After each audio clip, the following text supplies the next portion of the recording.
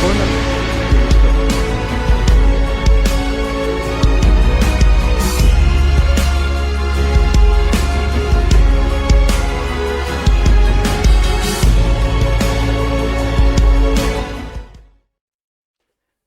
Hola amantes de la historia. Esto es Velum Artis Historia Militar, el lugar de encuentro para nosotros los apasionados de la historia. Soy Francisco García Campa y hoy vamos a hablar de Conan, el histórico. Vamos a ver los referentes históricos de un personaje de ficción que seguro que a unos os marcaron sus novelas, a otros sus cómics y a mí y a muchos más sus películas. Vamos a ver esta historia de un personaje de ficción y sus vínculos con la realidad histórica. Para ello contamos con la ayuda de un amigo y un gran historiador, José Soto Chica. Si os gusta el programa, ya sabéis, dar un bárbaro me gusta y compartirlo en vuestras redes sociales. Comenzamos el viaje por el mundo de Ibernia.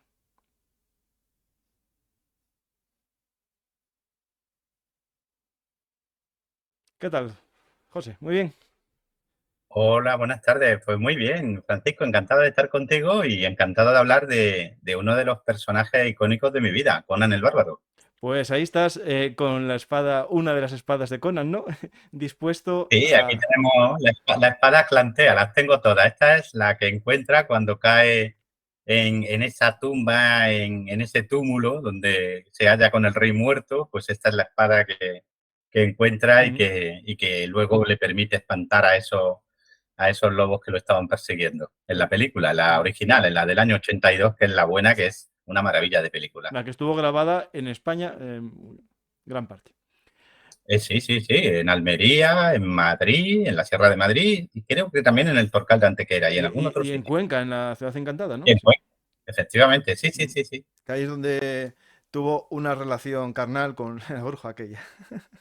No lo sabía eso. No, no, yo creo que sí, ¿no? Una bruja mientras dormía, algo Ah, así. vale, vale, Sí, vale, te sí, sí, refieres sí. dentro de la película. Yo La pensaba película, ya la que era película. No, no, Conan no, Schwarzenegger de... no. Sí, sí, sí, ahí tiene esa escena brutal con la bruja que se le Sí, sí, transforma en mitad sí, sí, del sí. acto amoroso.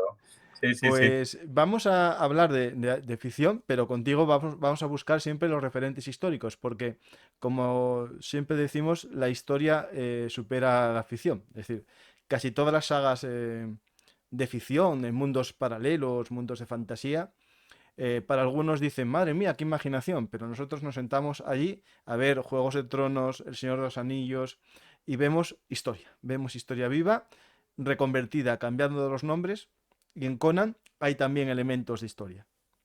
Sí, sí, esta es una constante de la literatura de fantasía y de ciencia ficción también, ¿eh? Pero una constante desde el siglo XIX. Es decir, siempre se va a buscar un trasfondo histórico o siempre se va a alimentar el autor de, de una realidad histórica, ¿no? Pero esto se ve en todo. Fijaros, por ejemplo, Drácula, es una novela de finales del siglo XIX, tiene un trasfondo histórico, ¿no? Como es ese Black el Empalador, ¿no? Mm. Estamos hablando de género de terror, pero nos vamos a grandes sagas de novelas de ciencia ficción como Dune o como Fundación Imperio o grandes sagas de fantasía como puede ser El Señor de los Anillos o como el propio Conan o cualquier otra. Incluso, pues, sin ir más lejos y quedándome en casa, el lenguaje de la guerra de mi hijo Ciro Ah, Alejandro ah, Soto, ¿no? ahí va yo a poner Siempre, la imagen del siempre libro. pues ponla, ponla. Siempre, siempre va a haber un trasfondo histórico porque evidentemente la historia, como tú bien dices, no solo es que supere a la realidad, es que convierte a la realidad en algo que nos fascina, ¿no? Entonces va a ser un depósito de ideas para cualquier autor de fantasía. Y en este caso, que es el caso de Howard, el creador de Conan el Bárbaro y de otros muchos héroes de los que también podemos hablar, la historia estuvo siempre presente. Él era un gran amante de la historia y un gran conocedor de la historia también. Pues vamos a empezar con esos referentes y veremos en primer lugar, antes de nada, quién era él, ¿no? ¿Quién era el autor? Pues estamos hablando de Robert Edwin Howard, como queramos pronunciarlo. Aquí en España, cuando yo conocí a Conan, yo tendría pues año 80, 81, 9, 10 añitos cuando empecé a leer los cómics de Marvel. Luego llegó la película y luego ya fue Planeta quien se hizo cargo de la saga, ¿no? Y cuando leíamos sobre el autor, pues realmente nos fascinaba también. ¿Por qué? Estamos hablando de alguien que nace en 1906 en Texas. Estamos hablando de alguien que pertenecía a la clase media, hijo de un médico rural, alguien que estaba muy controlado por su madre, tenía una relación casi de síndrome de Edipo, ¿no? Con su madre, ¿no? Que era una mujer además muy controladora. De hecho, torpedeó todas las posibles relaciones que él Ujú, tuvo. Por ejemplo, estuvo a puntito de tener una relación realmente ya estable y que hubiera derivado en boda con una maestra local en Cross Plain, en su pueblo, ¿no? Y la torpedeó la madre, ¿no? Y es un personaje muy curioso porque es ese niño, por un lado, brillante, pero por otro lado, introvertido, y que va desarrollando una serie de, bueno, de neuras, como puede ser el miedo a que hay por ahí unos enemigos que lo persiguen, pero al mismo tiempo, pues es un chico que se siente fascinado por la fantasía, pero también por la historia, ¿no? Va creciendo, pues, se va educando, se educó muy bien, era un lector compulsivo, el lector compulsivo, pues como todo chico americano de la época, años 20, pues vivió primero el boom económico posterior a la Primera Guerra Mundial y vivió también en primera persona la Gran Depresión, ¿no? Y cuando él empieza a publicar, estamos hablando del año 1924, la primera vez que le pagan por un relato con tan solo 18 años, empieza una carrera pues publicando en fanzines, en revistas que publicaban pequeñas novelitas, relatos cortos. Oye, al final de sus días era la persona que más dinero ganaba en su pueblo, en Cross Plains. Estamos hablando de un hombre que se suicida con 30 años pero que hubiera podido llegar muy lejos, que era amigo de Lovecraft, que se carteaba con él ujú. y que estaba en la cresta de la ola cuando decidió pegarse un tiro el mismo día en que su madre moría de cáncer, ¿no? Y es un personaje muy curioso, un personaje solitario, introvertido, con una buena planta, era un hombre alto, 1,80 m, fuerte, que le gustaba el boxeo, la equitación, los deportes al aire libre, pero que era capaz de escribir a un ritmo impensable. Es que este hombre se ganaba la vida haciendo relatos, escribía sobre todo, absolutamente sobre todo, desde relatos eróticos a western, pasando por fantasía, ciencia ficción, novela histórica, lo tocaba todo, vivía de escribir y vivía bien, porque era algo que le encantaba, pero al mismo tiempo era una mente torturada, era una mente con un punto de desequilibrio probablemente ejercido pues, por un padre muy severo y muy Ujú. ausente y por una madre muy controladora. Ese, a grandes rasgos, con grandes pinceladas, fue Robert Edwin Howard. Y ahí hay una película basada un poco en en el relato, ¿no? De su esa novia, ¿no? De esa novia que tuvo más formal, ¿no? Se llama El que Sí, caminaba sí, solo, la película. efectivamente, que lo tenéis no solo en memorias, es que es los recuerdos de esta maestra, que lo escribe cuando ya es una anciana, en los años 80, sino también tenéis una película de los años 90 bastante buena sobre esa relación y sobre ese retrato que ella hace de este escritor, que en su tiempo fue conocido a nivel popular, ¿no? Gracias a esas publicaciones, pero que luego cayó en el más severo olvido hasta que fue redescubierto primero en los años 50 y sobre todo ya en los años 60 y se convirtió en un personaje icónico para todo el mundo, no solo Estados Unidos, sino todo el mundo, gracias primero a los TVOs, a los cómics y luego evidentemente a las películas, ¿no? Es decir, Ahí, hablando ya de cómo se fue dando a conocer el personaje, ¿no? Este Conan, ¿no? Uno de los uh-huh. primeros cómics que se publica, muy distinto el look a todos los que vemos después, es en México. Se hizo el primer cómic en México, o de los primeros. Efectivamente, sí, sí, sí, sí, efectivamente. Es que estamos hablando de un personaje que además conocía bien México, ¿eh? Porque él vivía en Texas, que es un estado pues con un pasado mexicano, Ujú. evidentemente, español, mexicano, ¿no? Con una relación con México de amor-odio bastante intensa a lo largo de toda su historia, ¿no? Y varias incluso de las novelas, de los relatos, mejor dicho, de Robert Edwin Howard, ocurren incluso en México, al otro lado de la frontera, ¿no? Y es curioso que precisamente fuera en México donde comenzaran a redescubrir a este autor. Ujú. Pues empezamos un poco el viaje, ¿no? Y antes de ver momentos históricos. Y creo que lo mejor es entender el mundo, ¿no? Este mundo en el que vive. Al final se genera un mundo que es Ibernia. Voy a poner un par de imágenes aquí. Que Iboria, perdona. Ibernia. Iboria, el mundo Volvemos. iborio, sí. Sí, sí. Eh, Sí. y hay nombres, ¿no? Cimeria, ¿no? Que es donde él, supuestamente es donde él vive. Es un nombre clásico, aparece en las fuentes clásicas, el pueblo de Cimeria, ¿no? Efectivamente, los cimerios aparecen en las fuentes clásicas, los tenéis, por ejemplo, en Heródoto. Eran un pueblo nómada, un pueblo norteño, un pueblo que habitaba en lo que hoy sería Ucrania y que en el siglo VII caen sobre lo que sería Asia Menor y sobre Oriente Medio, sembrando la destrucción entre los reinos de Frigia, de Lidia, atacan también todo lo que era Siria, luchan contra los asirios y los cimerios se van a convertir en una especie de, bueno, de prototipo que va a permitir incluso que en la Biblia aparezcan Gog y Magog.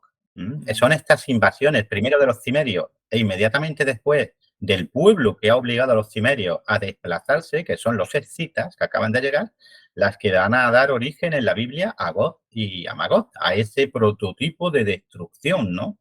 ¿Eh? Y que efectivamente pues iban a quedar como modelo de barbarie, como modelo de barbarie. De ahí que Howard, buen conocedor de la historia antigua, pues decidiera tomar a estos cimerios que anteceden a los escitas, que ya caen sobre el Asia Menor, donde ya habitaban también los griegos, y sobre el imperio asirio, como modelo de barbarie y como pueblo que le va a permitir poner, ¿no?, la semillita de ese gran héroe suyo que va a ser Conan el Bárbaro. ujú.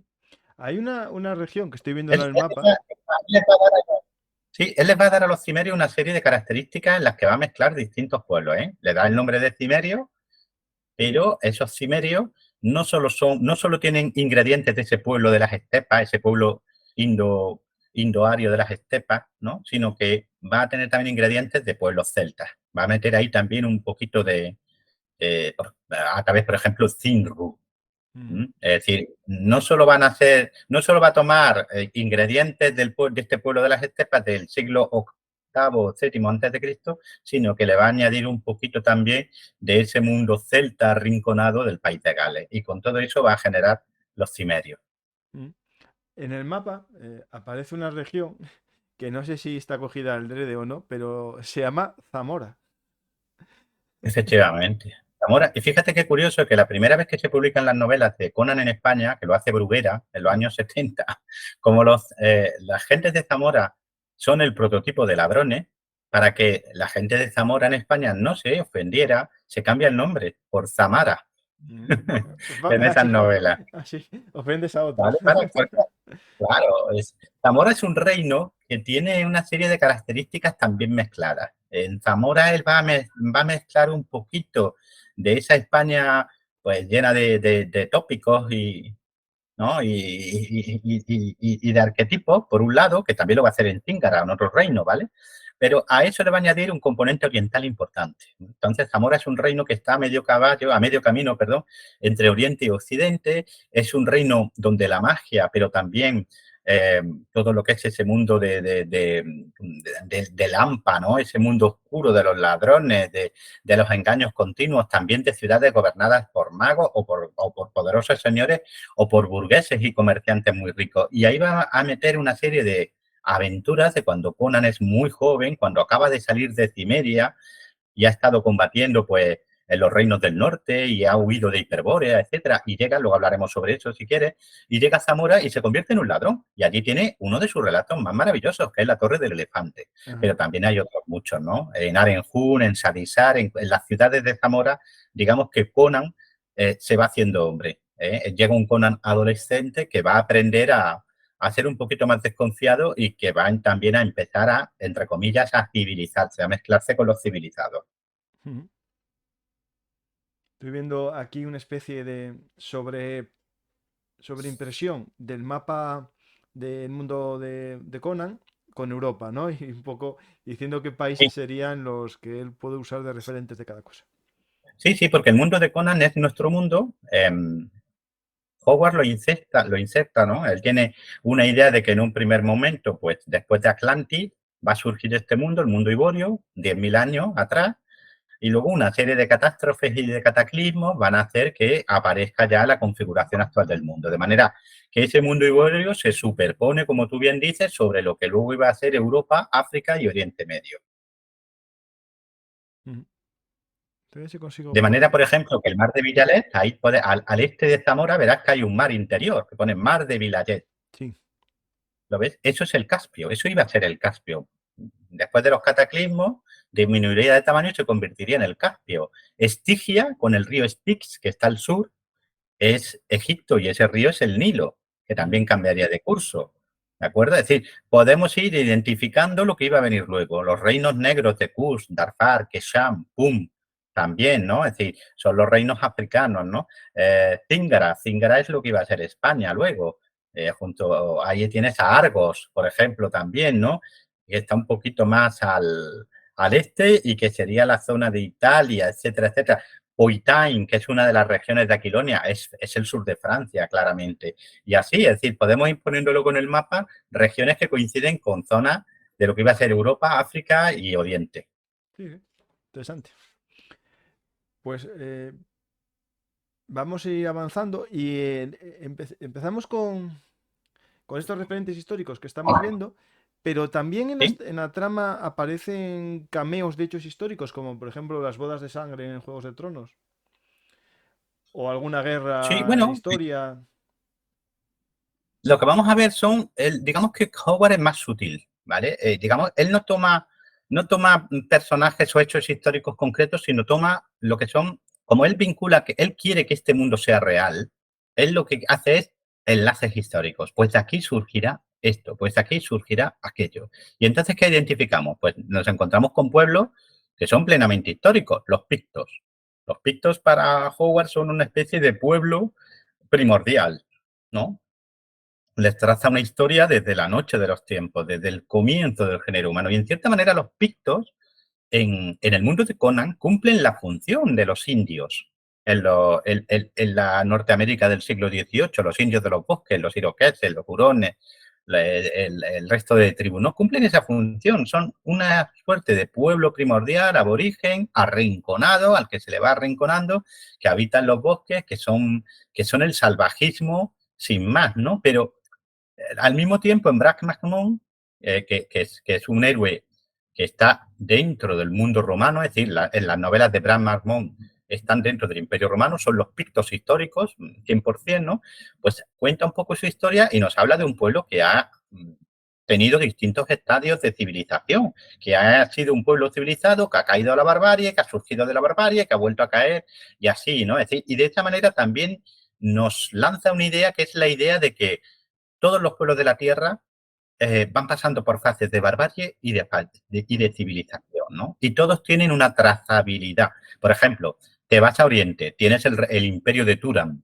Turán es una suerte de mezcla entre el mundo persa y el mundo turco. Y la propia palabra Turán o Turán ya te remite al Sanamé de Firdusi, el poeta nacional persa del siglo X, que dividía el mundo y la historia de Persia como en dos grandes oponentes. El Irán, que es Persia, que es la civilización, y el Turán, que es la barbarie, que son los turcos, ¿no? Pues coge ese elemento de Turán y te crea un imperio donde mezcla elementos de la antigua Persia y del imperio otomano. Ujú. Ese era Howard, es decir, él va cogiendo ingredientes, los mezcla, deja ese pozo histórico, esa raíz histórica en el nombre o en la recreación y genera algo nuevo a partir de esas mezclas. No sé si me explico. Es Sí, decir, sí, él no perfectamente, copia sí. directamente, él mezcla. Lo hace con Turan, lo hace con Bendia. Bendia es la India. Es la India.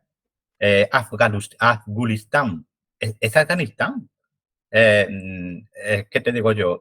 Zimbabue. Es el reino negro de Zimbabue del siglo XVII-XVIII que descubrieron los portugueses.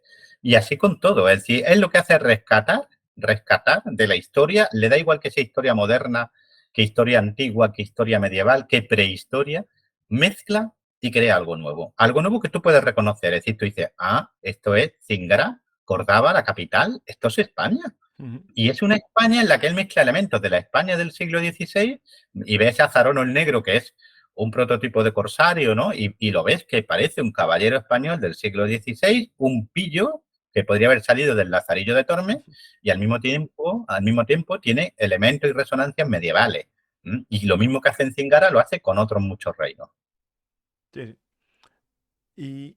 Y después hay una isla o un continente alejado que aquí lo llama Mu, que yo no, Sí, no tuve mucha profundización en los cómics. Eh, ¿Participa de alguna manera en las tramas o es como una especie de amenaza existente en la sí. lejanía?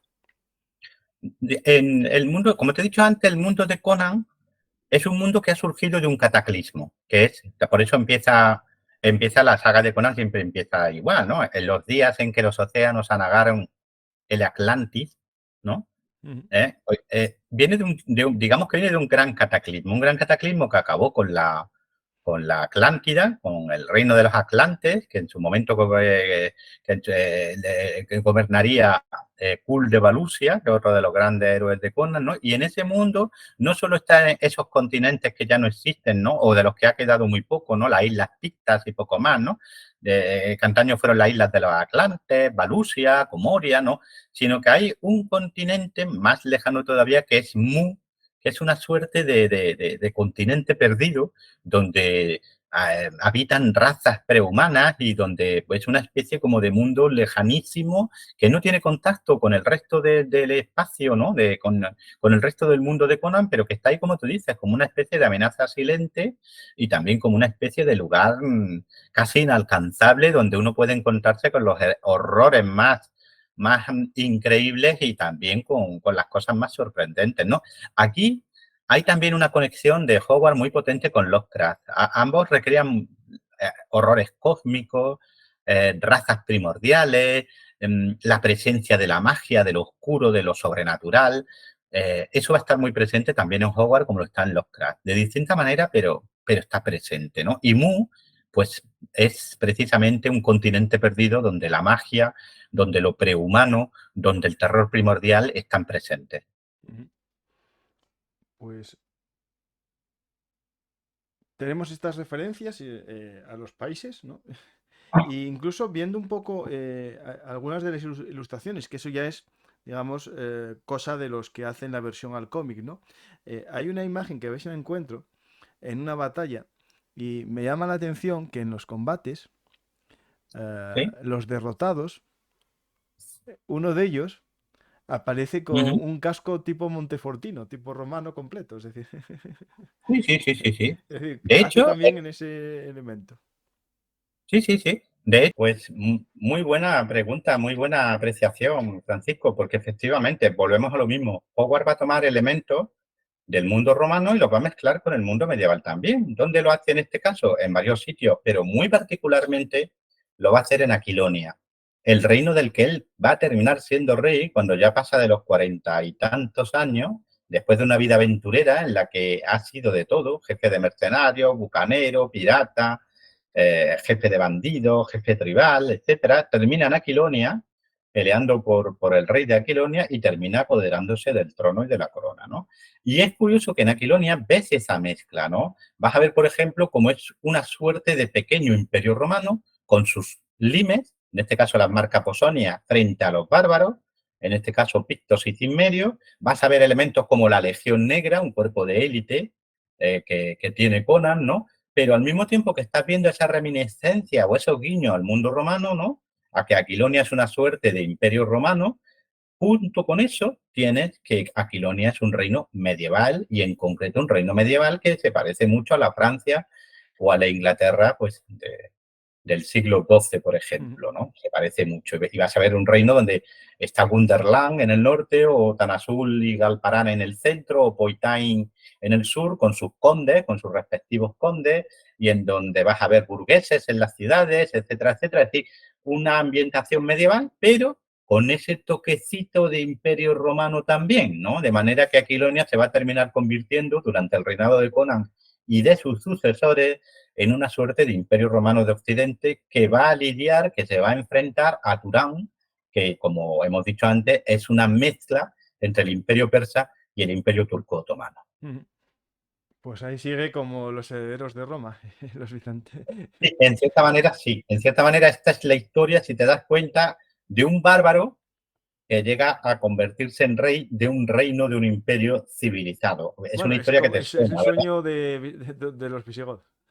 Efectivamente, es una cosa que nos suena a todos, la de ese bárbaro llegado a unos reinos civilizados, pero con un toquecito decadente y que él viene a revitalizar ese reino con su sangre bárbara, con su frescura, etcétera, etcétera, ¿no? Era algo que estaba muy en boga en la historiografía de los años 30. Estamos hablando del contexto histórico del propio Hogwarts, también influye. Él está muy obsesionado por una serie de cuestiones. La raza, la decadencia, el que los bárbaros son una reserva de vitalidad, todas esas cuestiones que estaban en la historiografía de los años 30 presentes, muy presentes, más de lo que nosotros creemos ahora, porque no era solo una cuestión de alemanes o de nazis, era algo que estaba en la historiografía francesa, inglesa, norteamericana, pues él, como buen lector de libros de historia de la época, todo eso lo traspasa a su mundo, a sus novelas y al mundo de Conan. Pues ahí, el que quiera conocer un poco la realidad histórica de esos visigodos, tiene tus libros y los programas que hicimos aquí en Belum Artis sobre los visigodos, que son una serie magnífica. Pues Sí. vamos a algún guiño más histórico de Conan, ya aparte, no sé si alguna batalla en concreto se pueda aparecer, algún hecho, las religiones, por ejemplo, las religiones. Sí, por supuesto, el dios principal de los iborios es Mitra. Y a todos nos suena Mitra. Mitra Ujú, es un dios de la religión, de la mitología persa. Es el dios de la luz, es el dios del renacimiento. Incluso celebramos todavía hoy la Navidad, el día de Mitra, el 25 de diciembre, ¿no? Sabemos que es una religión que además adoptaron muchos romanos y particularmente muchos soldados romanos, ¿no? Porque era un dios de soldados, Mitra era un dios de soldados, ¿no? Pues Mitra es el dios principal del mundo iborio y además está siempre enfrentado en esa lucha de dioses, no solo combaten los hombres, sino que combaten los dioses y por supuesto vamos a tener también magos, sacerdotes y brujos, porque vuelvo a lo mismo, es un mundo donde la magia, lo sobrenatural está muy presente, ¿no? Pues Mitra está enfrentado pues a dioses oscuros, a dioses de esos reinos que precedieron a los iborios, como es Aquerón, Aquerón la Oscura, ¿no? Que es una suerte de reino maldito, de reino demoníaco, ¿no? Del cual han surgido, por ejemplo, pues muchas religiones enfrentadas a Mitra, como es Set. Set, todos sabéis que es el dios del caos de los egipcios, el enemigo de Osiris, el hermano de Osiris, ¿no? Pues Set aparece también porque es el dios principal de Estigia, que como os he dicho antes, Egipto, es ujú, Egipto. De hecho, su capital, Kemi, es el nombre que los egipcios daban a su país. Los egipcios llamaban a Egipto Kemi, Kemi, la tierra oscura, ¿vale? Es decir, volvemos a lo mismo. Incluso en la religión, incluso en la magia también, ¿eh? En los hechizos que aparecen, en las referencias que aparecen en el libro de Esquelo o la espada de Esquelo, por ejemplo. En todo esto hay siempre guiños históricos, cosas sacadas de grimorios, de textos medievales o de mitologías antiguas que Hogwarts recicla, readapta y convierte en algo nuevo, ¿no? Ahora, a tu pregunta, batalla. Eh, Más que batalla, hay, por ejemplo, fíjate lo que te digo. En una de las aventuras de Conan, situada en Turán, cuando él es un mercenario al servicio del rey de Turán, ¿no? Hay una reminiscencia, hay un guiño muy claro para los que estén muy atentos. Algunos de los que nos escuchan, si han leído novelas de Conan y cómics de Conan, se habrán dado cuenta, pero hay un episodio que es el asedio de Macalec, una ciudad de Hircania rebelde al rey de Turán, a Yildiz, en este caso, y justo es el cambio de Yildiz a Yeziguer, justo. Bueno, pues en esa aventura en Macalec, Macalec es Constantinopla, es el ujú, asedio de Constantinopla, de nuevo recreado. Y las gentes de Macalec son bizantinos con su puntito de decadencia, de exceso de civilización según Howard, etcétera, etcétera. Y lo tenéis ahí, lo tenéis ahí. Macalec es Constantinopla, es una especie de recreación del asedio de Constantinopla por Mehmed el Conquistador en 1453. Con todo cambiado, evidentemente, pero si uno sabe leer, ocurre lo mismo, fíjate, el paralelo, ocurre lo mismo con el asedio de Gondor en El Señor de los Anillos. El asedio de Gondor, muchos dicen, esto es el asedio de Constantinopla. Bueno, puede que sí, pero casi seguro que es el de Antioquía en 1095, 1090, no, 1096, 1097, creo que fue 1097, perdón, 1097, 1098, primero de los cruzados y luego de los cruzados asediados a su vez A su vez. por los turcos. Ujú. Eso es Gondor. Eso es Gondor. La Y si ciudad que aparece aparece en un arma mágica Minas o tal, Tirith ya es es completo. idéntica, Minas Tirith es idéntica a Antioquía, con su río Oronte, Ujú. en este caso se transmuta, ¿no? Con la cercanía del mar, con esa ciudadela de hierro encaramada en lo más alto, con esos círculos de muralla. Es Antioquía 1097, 1098. Ujú. Pues Mm. vamos Luego a ver, sí. fíjate, Francisco, cómo Howard no solo es capaz de reaprovechar materiales históricos, de mezclarlos y de condensarlos, sino que es también capaz de crear, entre comillas, relaciones con las mitologías. Es decir, está presente la Atlántida, pero están también presentes las sagas escandinavas, está presente la mitología irania, está presente, por supuesto, los cultos de vudú y los cultos de religiones africanas. Ujú. Sí, también ahí es un maestro. Es decir, cuando Conan se interna en los Reinos Negros, todo ese contexto que todos tenemos en la cabeza de brujería, de vudú, de antiguos rituales, todo eso está ahí también, ¿no? Y lo mismo ocurre cuando estás en el norte, en las aventuras de Conan en el norte. Estás viendo una saga escandinava en tiempo real, con sus dioses y con sus guerreros épicos, ¿no? Por ejemplo, el relato La hija del gigante helado es que podría estar en una saga escandinava perfectamente. Ujú. Eh, en los cómics, ¿no? Y en las novelas menos, empieza el mundo, aparece en las novelas, que es lo que escribe Howard.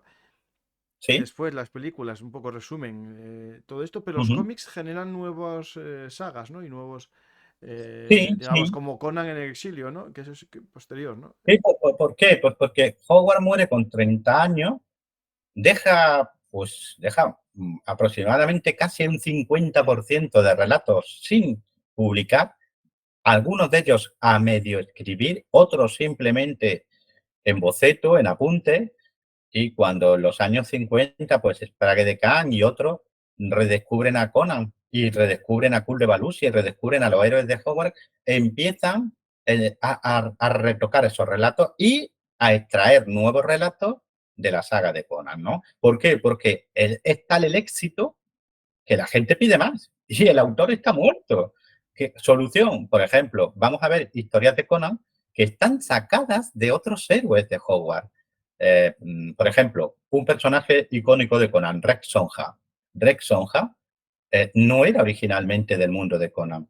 Esta mujer guerrera Ujú. es la protagonista de esa novela que os recomiendo de La sombra del buitre y está ambientada en 1529, en el asedio de Viena. ¿Qué pasa? Que como Conan es quien ha triunfado, entre comillas, se absorben relatos de otras sagas, de Kul de Balusia, de Bran Marmor incluso, etcétera, etcétera, y se trasladan al mundo de Conan, ¿no? Incluso novelas del oeste, o relatos, mejor dicho, del oeste de Howard, son transmutados para adaptarlos al mundo de Conan.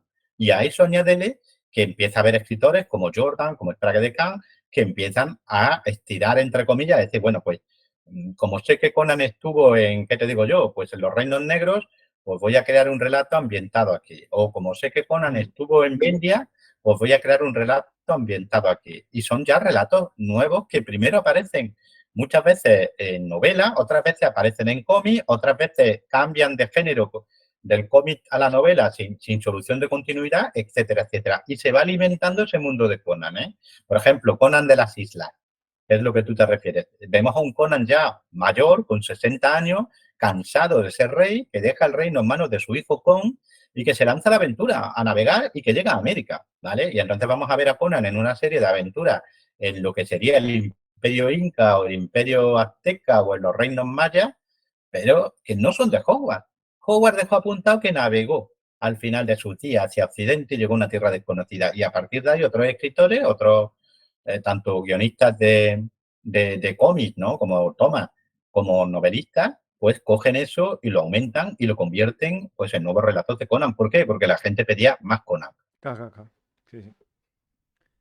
Pues, claro, aquí todo va con la marca Conan, ¿no? Y hay los Sí, originales. Y sí, sí. eso pasó también en Dungeons and Dragons, que hubo después expansiones, en la Guerra de las Galaxias también, es decir, todo. que es un éxito, ¿no? Produce ese efecto, ¿no? Ese efecto llamada Sí, sí, de la marca, ¿no? sí, efectivamente. Luego eso ha permitido que los que se han ido acercando al mundo de Conan también haya querido redescubrir otros héroes de Conan.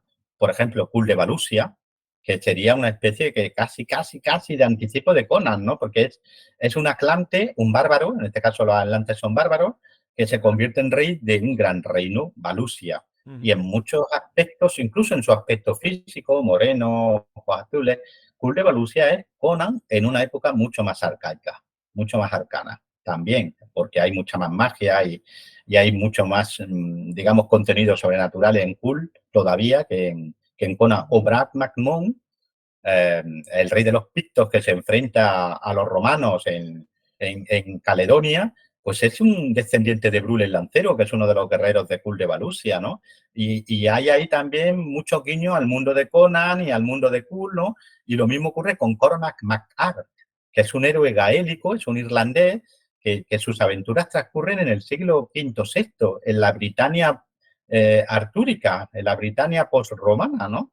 Es decir, la gente fue redescubriendo nuevos héroes a partir de Conan, Cormac McCart, Brad McMahon, Turlough O'Hara, Salomon Kane, que es un puritano del siglo XVI-XVII, maravilloso, ¿no? Porque es un hombre implacable, es un hombre frío, pero es un hombre de convicciones muy fuertes, es una especie de héroe afilado y terrible, ¿no? Que llega a viajar a los reinos negros, es decir, al África Occidental, a la costa de los esclavos, que rema en una galera turca y que es una especie de azote del mal. Se enfrenta continuamente al mal, ya sea una bruja, ya sea un demonio, ya sea un asesino, ¿no? Todos estos héroes que salieron de la pluma de Hogwarts volvieron a la vida gracias a Conan, porque ujú. quien tira del carro, entre comillas, es Conan. Sí, sí, sí. Digamos, estas son las otras novelas que hizo y que resucitaron posteriormente en otros mundos, no necesariamente en el mundo de Conan, ¿no?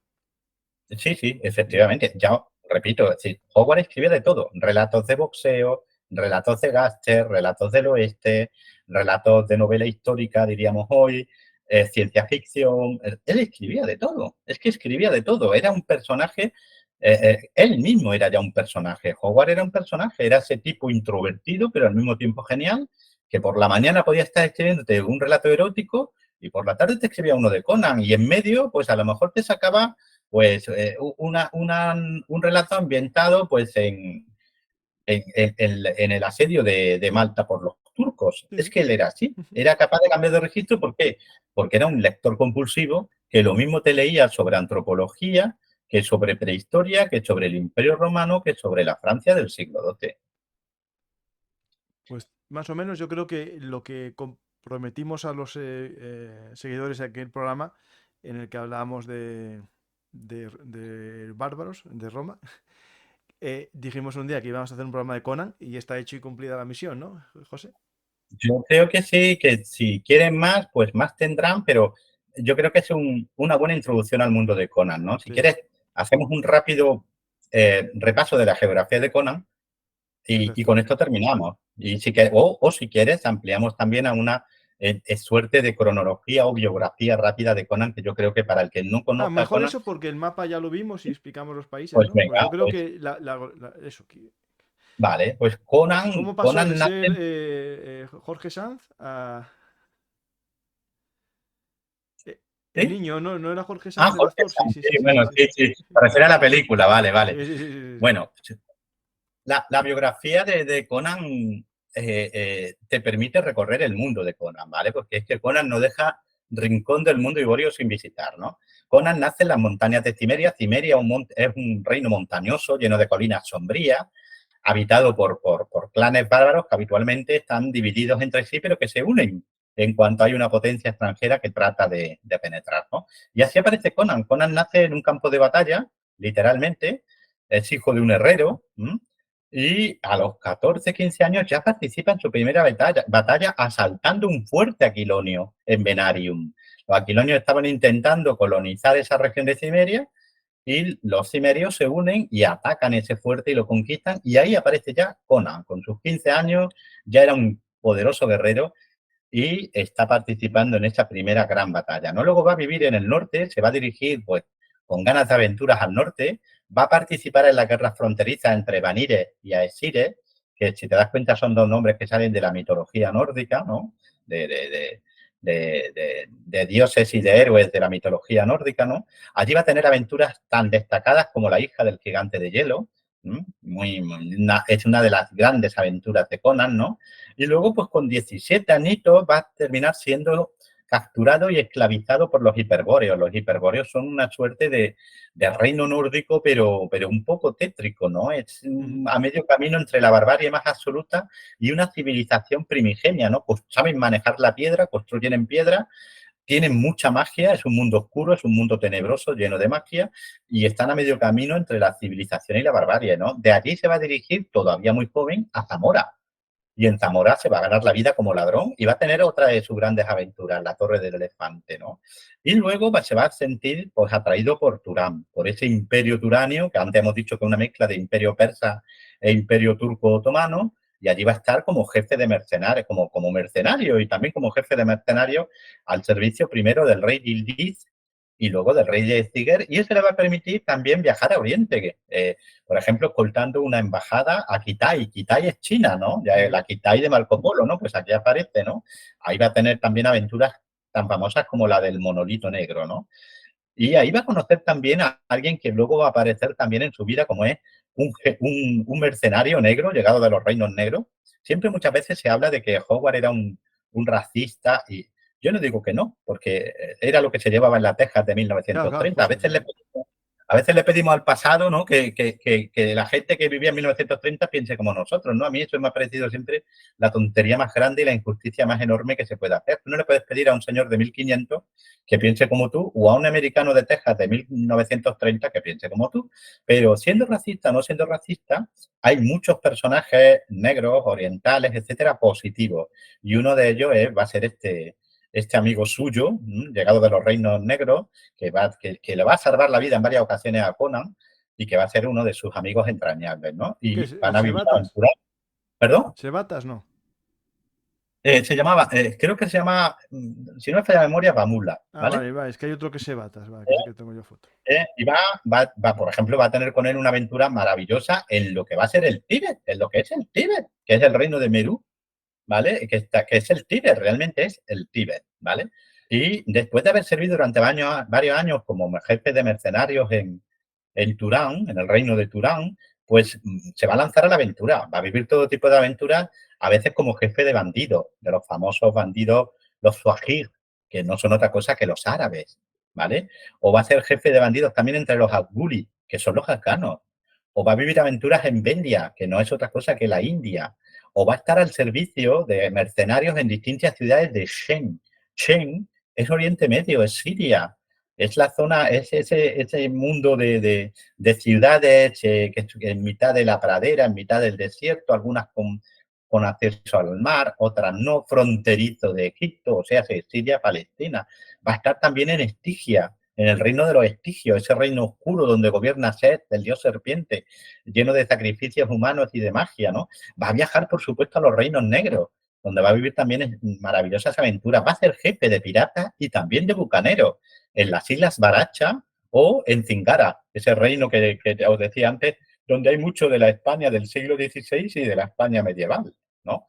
Va a ser, por supuesto, va a participar en todo tipo de aventuras en Argos, en Ofir, en Corintia, en Coraja, en Caurán, en Koc. Es decir, no va a dejar un rincón, ¿no? Y va a terminar también teniendo aventuras en los reinos de Occidente, en Nemedia y en Aquilonia, ¿no? Donde va a ser mercenario, donde va a ser también un rebelde, porque va a terminar rebelándose contra el rey de Aquilonia y va a terminar alzándose con la corona, ¿no? Y convirtiéndose en un rey poderoso, en un rey que es capaz de imponer su hegemonía a otro reino e ir ampliando Aquilonia hasta convertirla en un imperio, ¿no?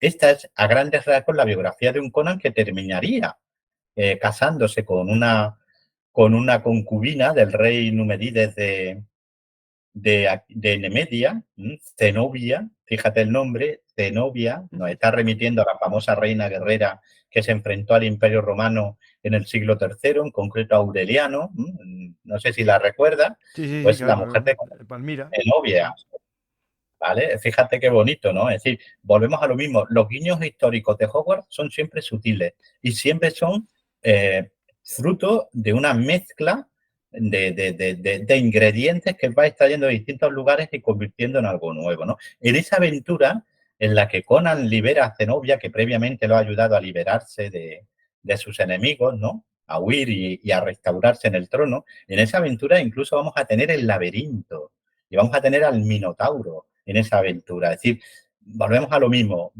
mezclas un reino aparentemente medieval como Nemedia, pero le metes un elemento de la mitología griega como es el laberinto y el Minotauro. Es esa genialidad la que nos sigue fascinando de Conan, del mundo de Conan y de todos los mundos que creó Robert Edwin Howard. Pues da ganas de volver a ver los cómics, que yo no tuve muchos, pero alguno tuve y sí que leí. Pero Yo las novelas recomiendo no, mira, un día me cómics. tendré que animar a las novelas. Sí, sí, por favor. Vale la pena releer los cómics de Marvel y de Planeta, ¿vale? Pero también vale la pena acercarse a las novelas, sobre todo a las originales. Recientemente lo han vuelto a reeditar creo que lo ha hecho, si no me falla la memoria, Minotauro, la ha vuelto a reeditar. Hay también ediciones de Planeta, muy buenas de las novelas, en volúmenes muy bonitos, muy gustosos, de las novelas originales de Howard, de los relatos originales. Valdemar, perdón, y editó hace poquito las historias de Solomon Kane. Ahí tenéis La sombra del buitre, que es esta donde se estrena Rex Sonkan en la serie de Viena del 529. Acercaros a la literatura de Howard porque vais a descubrir a un maestro de la fantasía que está a la altura de un Martin, de un Branderson.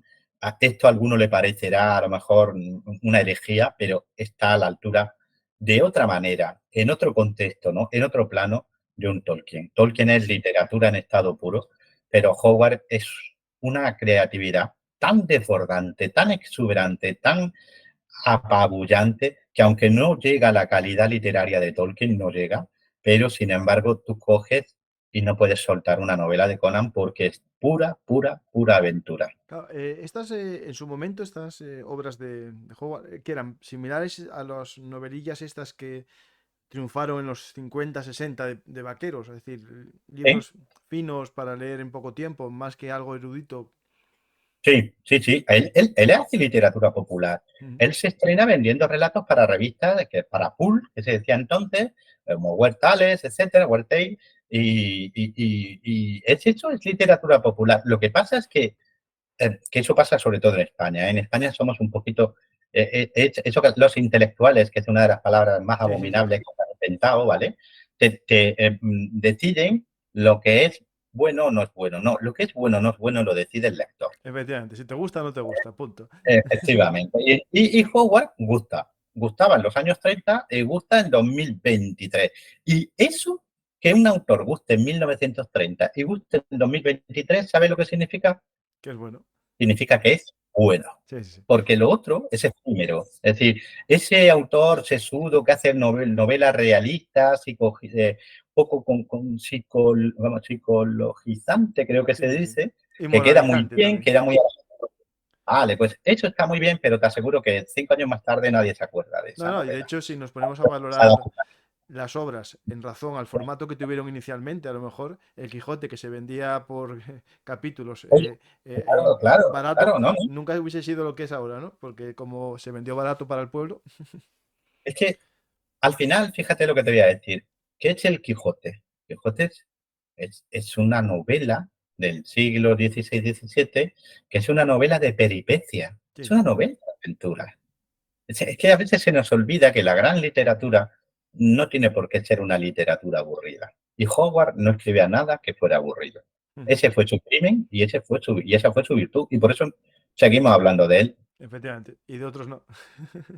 Exacto. Pues muchas gracias, José, y recomiendo a la gente que lea tus novelas, que Sí, son por también favor. muy divertidas y Ahí, tienen ¿te gusta mucho la fondo, aventura? pero explicado de forma agradable. Sí, yo os recomiendo que el verano leáis, que leáis historia, ensayo, que leáis histórica, novela de aventura, fantasía, como antes hablábamos del lenguaje de la guerra, pero cualquier cosa, pero leer, porque en última instancia leer no solo nos hace más humanos, sino que nos acerca a los dioses, porque nos libera de todo. Ujú. Pues ahí tenemos la última novela que leí tuya, la de Bajo el fuego y la sal, que es de Sí, que por historia, pero cierto, tiene mucha muy acción. contento porque me han dado el premio Illibris a mejor autor español por esa novela. Pues te lo mereces porque, bueno, hay que ser sincero. Eh, este Gracias. libro está muy bien porque uno de los protagonistas, aunque es el malo, es asturiano y eso marca. Y además histórico. Sí, Masar sí, a las Turquías, Abu Masar a las Turquías. efectivamente. Que los asturianos hacemos lo que queremos. Si queremos estar con Pelayo, con Pelayo. Si queremos hacernos musulmanes, con los musulmanes. No pasa nada. Exacto, Pues, exacto. Pero siempre asturiano, pero siempre efectivamente. asturiano. Pues muchas gracias, José. Y ya que estamos hablando de lecturas del verano, pues recomiendo el libro de Ciro, que vino a presentar aquí a Belum Artis su libro El lenguaje de la guerra. Y, y lo tenéis ahí en la venta, en cualquier librería y en Amazon, con los enlaces que pongo en la descripción del programa. Para comprar los libros de José Sotochica, pondré también el de El lenguaje de la guerra y de los de Conan en este caso. Y Sí, lo podéis animaros. ver también. Vale. Efectivamente, hay que leer, leer, leer. Y si dicen que leer es caro, lo que no saben es lo que cuesta escribir un libro también, el tiempo que Sí. cuesta y la inversión en libros para poder escribir otro libro. Por lo No tanto, es para nada, animaros. no es para nada caro. Yo creo que leer es un libro promedio que son 400 páginas, te da muchas horas de buen esparcimiento, ¿no? De diversión, de gozo, ¿no? Y estamos hablando de que un libro son 20 euros de Sí, sí, 20 promedio. algo. Yo no Si entiendo eso cómo es alguien dice que caro, eso es caro. y pasarte una semana o 2 semanas disfrutando de algo te parece caro 20 euros, pues imagínate, ¿no? Y eso hace que la gente pueda seguir pues creando, porque sin eso pues no hay creadores. Y a veces se nos olvida, ¿no? Cuando la gente se descarga libros gratuitamente, se le olvida que detrás hay un autor que vive de eso. Mm, sin duda ninguna. Pues vamos a seguir apoyando y ahora que estamos en verano, pues animaros a los libros de José, los de Ciro o los de Howard. Tenéis aquí los que queráis porque hay que leer, que nos hace libres y como siempre pensé, nos hace imaginar cosas, ¿no? Es decir, un cómic te ayuda mucho también, lo ves allí, pero un libro, ¿no? Tú verías el mundo de Hogwarts. Sí, claro que sí, claro que sí, Efectivamente. Pues claro que sí. muchas gracias, José, y espero que vuelvas algún día en breve, después de las vacaciones, a hablar de historia de Roma, como tu Sí, último libro sobre el Imperio Romano, ¿no? Águilas y cuervos. el águila y los cuervos y por supuesto en otoño, si todo va bien, tendremos nuevo ensayo. Ah, bueno, Así vale, que pues ya ya. hablaré. No puedo desvelarlo todavía, pero en noviembre tendremos libros y espero que os guste porque volvemos a la historia pura y dura, pero contada de manera que se nos ponga el vello de punta. Efectivamente. Y con un estilo ameno que lo hace más agradable todo, porque datos hay muchos en tus libros, pero sobre todo es la forma de escribir que es lo que hace distinto. Pues Yo muchas creo que de gracias. eso se trata, de que la historia sea interesante, porque la historia es siempre interesante. No, si el tema es Solo que el que mata que sea interesante, si por sí es interesante la historia, el problema es el que le hizo que no lo fuera. efectivamente, por eso, bien lo sabes tú, que la historia se puede hacer interesante como tú la haces en estos programas. Lo otro, pues está muy bien, pero realmente lo que hay detrás es una incapacidad por transmitir el pasado de manera amena. Efectivamente. Algunos creen que siendo serios y tal, son mejores Sí, profesores, son mejores divulgadores, y la realidad es que se puede contar algo como la historia, que es divertido sin estropear su diversión. Es decir, no sí, hace por falta supuesto. nada más que eso. Pues gracias, José, A y ti.